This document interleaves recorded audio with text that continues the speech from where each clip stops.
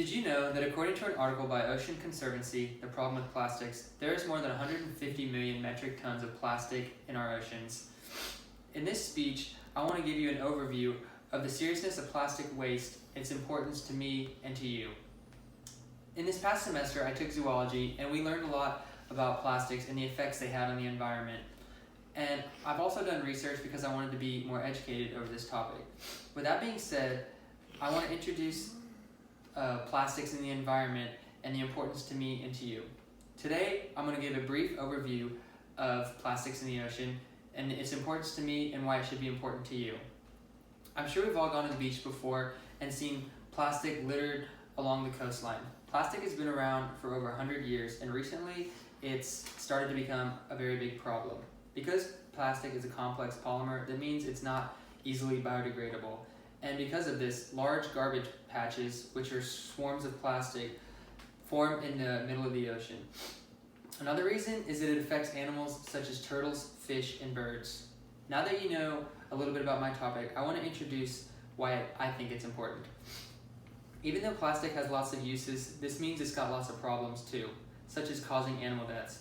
Animals can die from it by ingesting the plastic, mistaking it for food, or getting tangled in discarded nets. Another reason is that it makes the ocean ugly.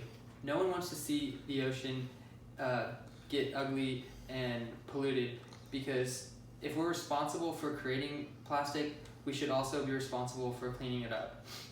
An article called Plastic Ocean by the organization Future Agenda states that on our current path, by 2050, we'll have more plastic in the ocean than fish. Now that you know why it's important to me, I'd like to explain to you why it should be important to you. Much of these reasons that it's important to you should be the same as my reasons. You should have a general care for the ocean in preserving its beauty, and you don't want the ocean to become an eyesore where it's not fun to visit. Affecting the inhabitants of the ocean is also a big deal.